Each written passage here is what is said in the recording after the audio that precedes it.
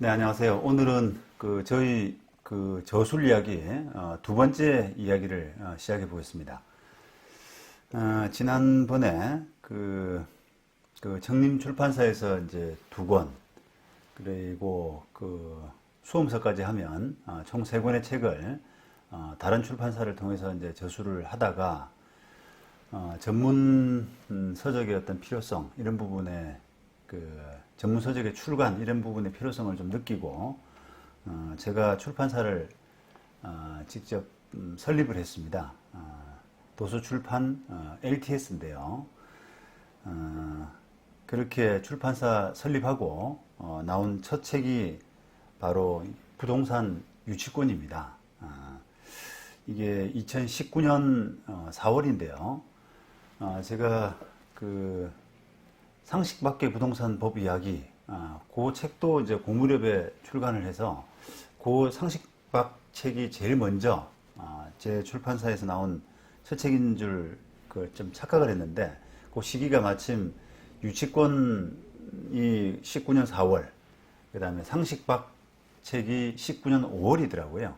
고무렵에 아마 이렇게 동시 출간됐는데 조금 유치권 책이 좀 시기적으로 좀 빨랐던 것 같습니다. 그래서 출판사 설립 이후에 첫 책은 부동산 유치권인데 바로 이 책이 되겠습니다. 부동산 전문 변호사가 전하는 부동산 유치권, 부동산 판례 해설 시리즈라는 이제 제목으로 도서출판 LTS에서 출간을 했습니다. 뭐 표지 디자인 비롯해서 뭐 좀 엉성합니다만 이게 앞표지 뭐 뒷표지 이런 글자 문구 하나하나 이런 것들이 어쨌든 제 손길이 담겨 있는 부분들이라 지금 생각해도 옛날 생각이 참 많이 나네요. 자, 이 부동산 유치권이 어쨌든 전문 서적으로서는 이제 첫 서적인데 제가 이걸 첫 번째 테마 전문 서적 1호로 이제 선정하게 된 이유가 있습니다. 잘 아실지 모르겠습니다만 부동산 유치권은 일단 민법에서 320조에서 328조까지 그러니까 조문이 이제 9개 조문이 되죠. 그리고 상법 58조에서 이제 상사 유치권까지 있기 때문에 그 실체법상의 조문은 딱 조문이 10개 있습니다. 그리고 민사집행법 274조 여기 이제 유치권에 기한 경매 요 조문까지 포함하면은 유치권에 관한 어떤 조문 실체법상 절차법상 조문이 총 11개밖에 안 되기 때문에 어찌 보면 좀 단촐하거든요. 그래서 제가 조금 만만하게 봤던 것 같습니다. 그리고 실무상으로는 또 분쟁이 많이 일어나고 사건이 많고 하기 때문에 어쨌든 조문도 좀 작은 데다가 실무상의 분쟁 이런 부분이 크기 때문에 책을 한번 써내면 조금 어렵지 않게 저도 이제 그 당시 한 10년 차, 11년 차 요때 당시였기 때문에 그 정도 수준으로 접근하기에는 큰 무리가 없지 않을까라고 이제 생각을 했던 것 같아요. 그렇게 해서 이제 접근을 했는데 제가 일단 지금 아까 책 제목에서 보신 것처럼 저는 이제 부동산 판례 해설 시리즈라고 하는 그런 접근으로 책을 시작을 했습니다. 일단 제가 아무래도 뭐 전문적인 학자, 오래 이 생활을 한 학자 이런 사람들처럼 이론에 어떤 밝은 이런 사람이 아니기 때문에 그냥 실무상의 경험 가지고 저술하는 입장이라 좀 제가 뭐 단행본으로 책을 내기에는 조금 저는 좀 부담을 가졌던 것 같아요. 그래서 조금 어떻게 보면 좀 겸손한 입장에서 판례 해설 시리즈라는 형식으로 내면은 조금 더 이제 마음이 가벼울 것 같은 판례를 보고 이해하는 뭐 그런 정도의 수준으로 내면 좋겠다라는 생각으로 이렇게 접근했던 것 같아요. 그래서 일단은 판례해설 시리즈다 보니까 이 판결이 가장 위주지 않습니까? 그래서 제일 먼저 접근했던 교과서를 읽어보고 논문 같은 걸 읽어보고 이론을 파악한 다음에 가장 먼저 접근했던 부분이 판결을 수집하는 대법원 판결은 당연히 이제 인터넷에 구할 수 있습니다만 하급심 판결을 수집하는 것이 가장 이제 급선무였어요. 그래서 당시 이제 지금처럼 이렇게 하급심 판결들이 공개가 잘 안 되던 때였거든요. 그래서 서초동에 있는 대법원 도서관 판결 열람실을 이제 들락날락하면서 계속 판결을 취합을 하고 또 거기서 좀 부족하고 수집하기 어려운 그런 부분들은 또 선배 판사들한테 좀 부탁을 하고 해서 제가 대략 한 하급심 판결을 한 2,000개 정도 유치권에 관련된 판결을 2,000개 정도 구해서 나름 분석을 해서 이제 책에다 녹였던 것 같아요. 그래서 참 그때 하급심 판결을 이제 섭렵을 하면서 읽어보면서 느낀 것은 참 이 관련 분쟁들이 참 많구나. 그리고 많은 관련 분쟁들을 이제 집중적으로 이렇게 단시간 내에 읽어보면서 유치권 법리에 대해서 이게 좀 눈을 뜬다 그럴까요? 그런 느낌도 좀 받았고, 그래서 이게 전문화의 필요성이 그런 면에서 굉장히 중요하다. 역시 한 테마, 한 주제를 가지고 이렇게 접근을 하다 보니까 하급심 판결 중에서 왜 틀린 판결들을 참 많이 보게 되더라고요. 이 판사 개개인으로 봐서는 유치권을 충분히 통달하고 섭렵을 하고 이렇게 판결을 쓰는 게 아니라 그냥 본인의 기본 법률 지식에다가 판결을 쓰면서 잠깐씩 찾아보는, 유치권 부분을 찾아보는 이런 정도로 이제 판결을 접근하다 보니까 유치권의 법리의 전체적인 부분들, 이런 부분들을 놓치게 되는 그런 판결들이 참 많이 있더라고요. 그래서 하급심 판결들의 틀린 부분들, 그런 부분들을 참 많이 보게 됐는데, 만약에 그게 전문화가 되지 않은 판결 법리를 전체적으로 이해하지 못하고 전문화가 되지 못한 상태에서 그런 하급심 판결들을 보게 되면은 그 판결들이 왜 틀렸는지 그런 부분을 언뜻 이해하기가 힘듭니다. 왜냐하면은 판결을 읽다 보면은 어떤 법리의 틀을 딱 정립을 하지 않은 상태에서 판결을 읽다 보면은 판결이 그럴듯하게 맞는 듯한 느낌이 들거든요. 판사들도 법률 전문가이기 때문에 나름의 이제 생각을 가지고 논리를 가지고 판결을 작성하지 않습니까? 그러다 보니까 그게 그럴듯하게 맞는 것처럼 보여요. 근데 대법원 판례라든지 법리 이런 부분들이 완전히 이해되지 못하게 되면 틀린 판결이 되거든요. 그런 부분들을 하급심 판결을 한 2,000개 정도 이렇게 짧은 시간 내에 집중적으로 보면서 그런 부분들이 이렇게 눈에 들어오는 그런 경험도 한번 했습니다. 상당히 이제 저로서는 어떤 전문 서적을 1호로 쓰게 된 그런 경험이기 때문에 저로서는 굉장히 좀 이렇게 신선했던, 이게 역시 전문화에 당해낼 사람은 없겠구나. 전문화가 참 중요하다. 전문화가 되면은 한번 승부를 해볼 만하겠구나. 연차가 많고 또 저보다 더 뛰어난 이런 법조인들하고도 전문화라는 무기를 가지고 한번 경쟁해 볼 수 있겠구나. 이런 생각을 그때 강하게 했습니다. 자, 그리고 이런 이제 판결들을 수집해서 어쨌든 법리와 이제 녹여서 책을 편집을 했었는데, 책은 이제 전반부에는 이제 본문을 내고 후반부에는 제가 판결 원문을 조금 배치를 했었습니다. 이게 조금 특이한 구성인데요. 당시 이제 그렇게 했던 것은 이게 하급심 판결을 그 책에다가 충분히 이렇게 하급심 판결의 입수 자체가 너무 어려웠던 그런 시절이었기 때문에 하급심 판결을 소개해 주는 그것만으로도 좀 충분한 의미가 있는 그 시대였거든요.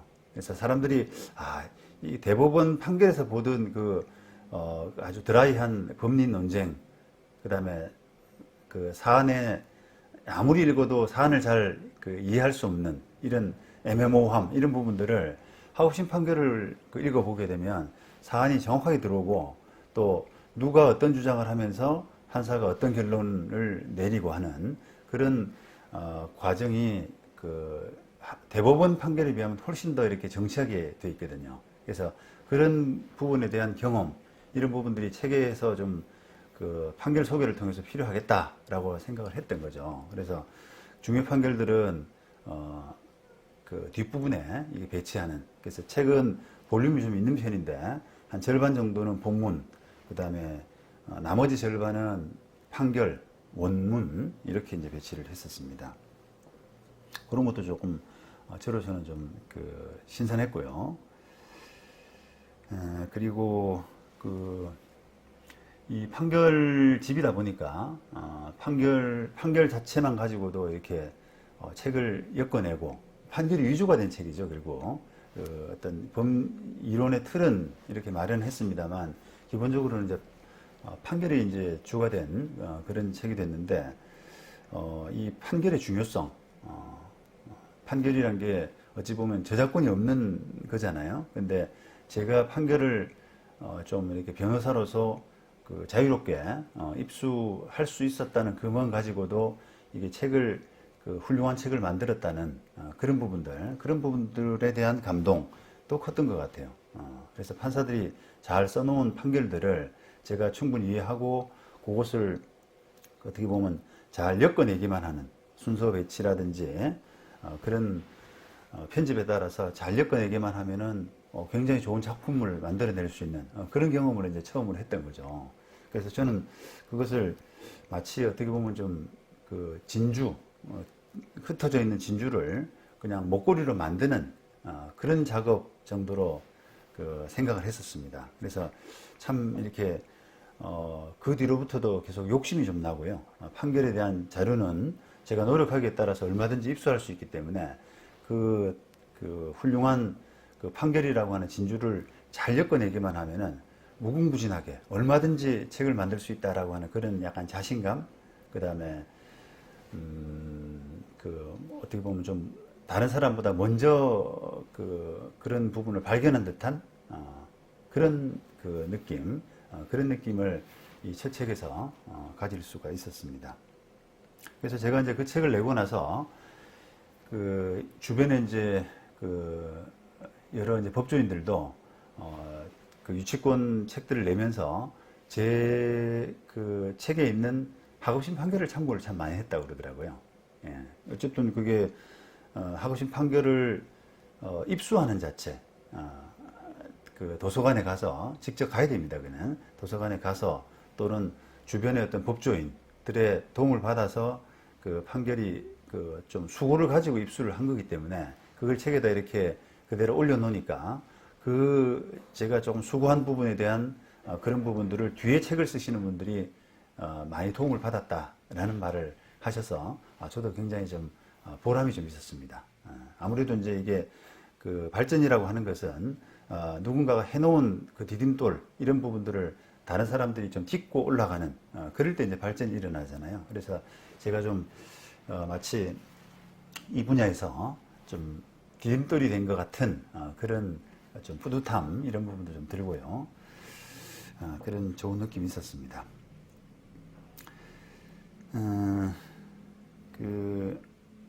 편집은 제가 자체 출판이다 보니까 되게 한글 편집으로 조잡하게 했던데요.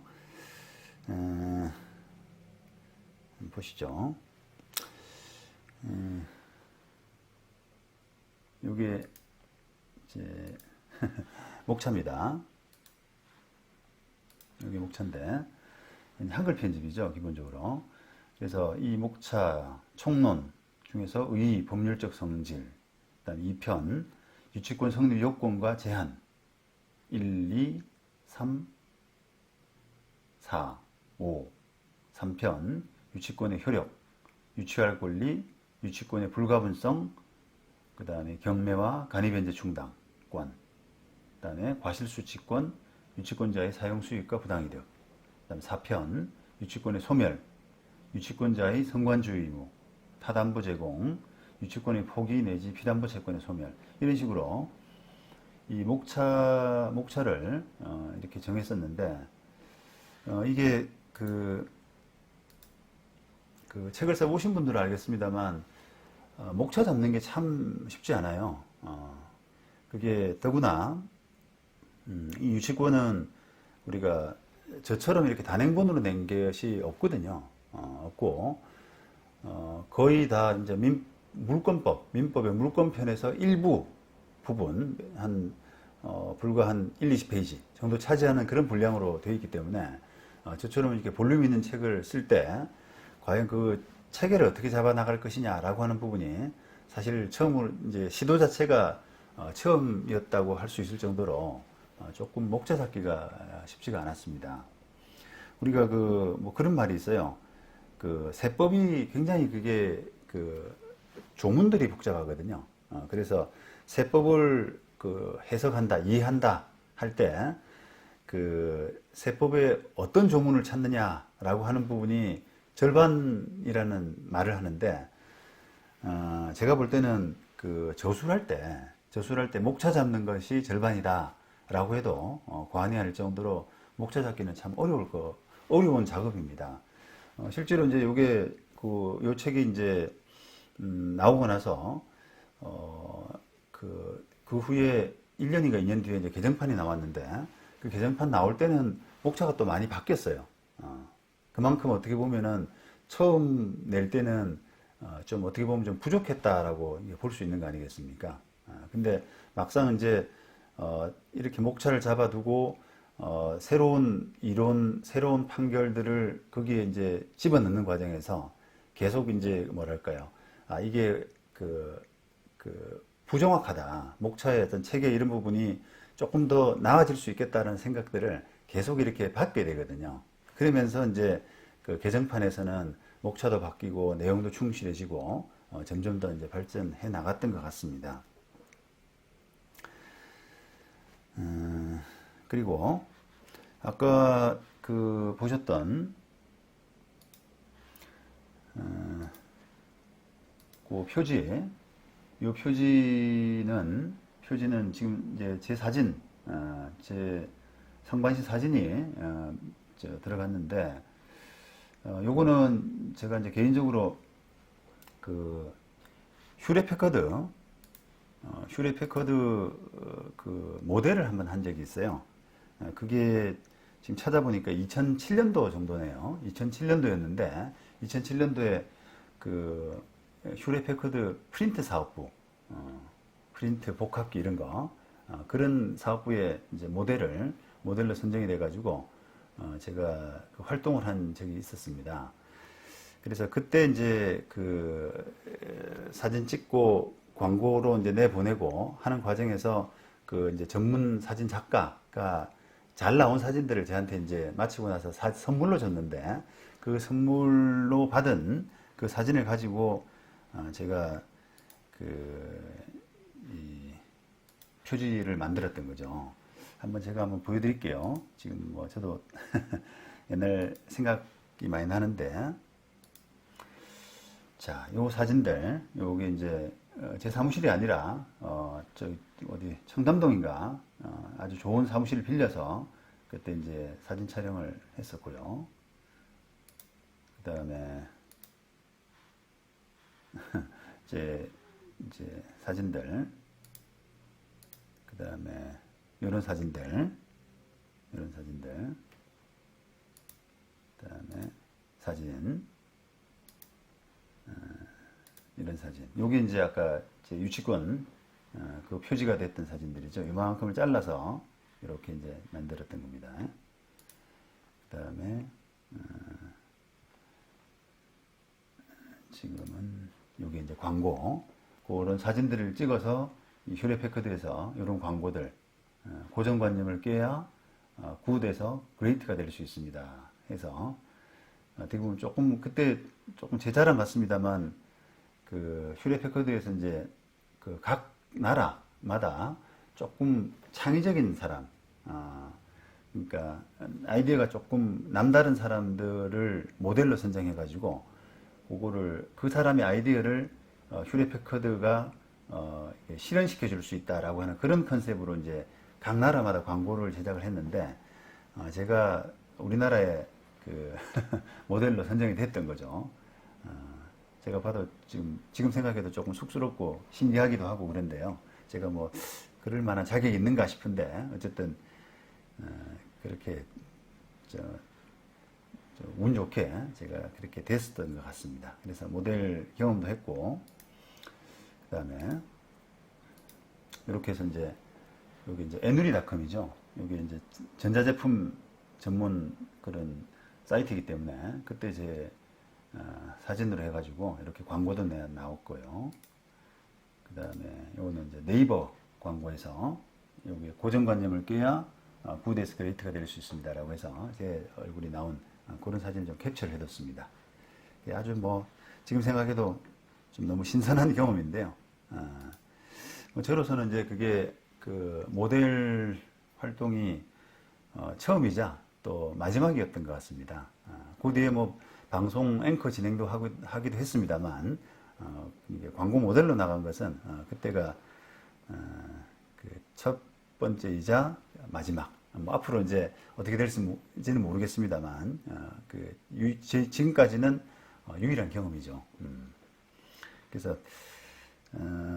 되게 좀 신선했고 아주 즐거운 그 느낌이 있습니다.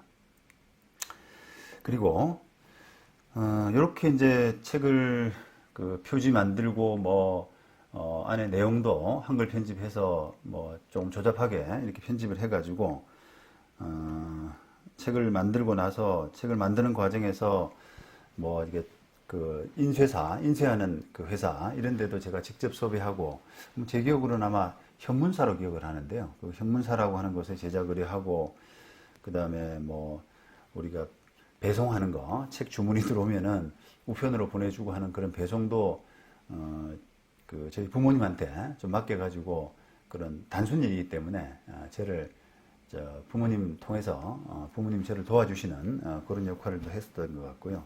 그 다음에 마케팅 한답시고 이제 뭐 대형 서점 찾아다니면서 이렇게 그 섭외도 했던 그런 경험이 있습니다.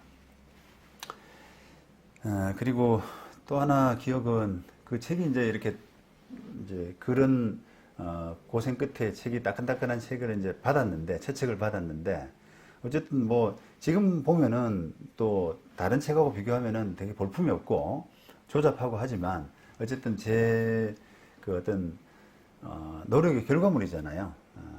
그런 뭐 책을 쓰는 것부터 제작까지 이렇게 쭉 일관되게 했던 모든 걸 제가 했던 그런 노력의 결과물이기 때문에 굉장히 이제 그 감정에 그 벅찬 마음으로 그 책을 이제 집에 가져갔었는데 자랑하려고 그때 좀 재미있었던 게 우리 딸이 그때 유치원을 다니고 있었는데요.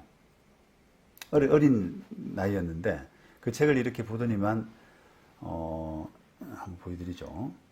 이 책을 제가 이렇게 책을 저기 안고 가지고 집에 들어갔더니 아빠 이게 웬 부동산 유치원이야 이렇게 이야기를 하더라고요.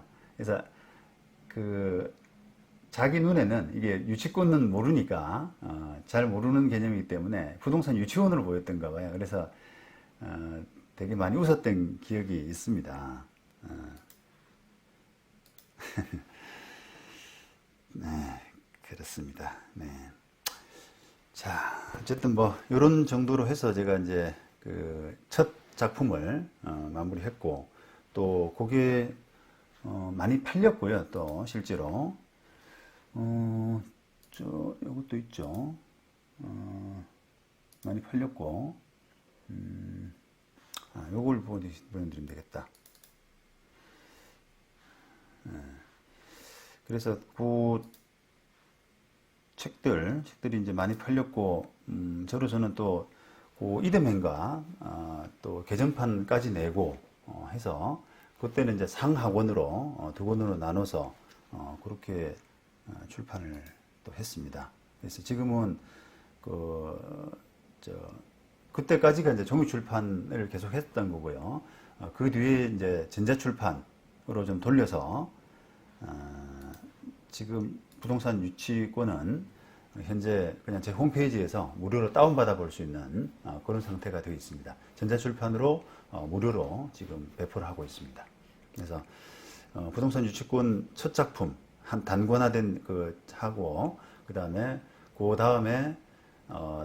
두 권으로 상하로 만들어진 그 작품 그거는 이제 종이책으로 나왔고 그게 다 이제 소진되고 나서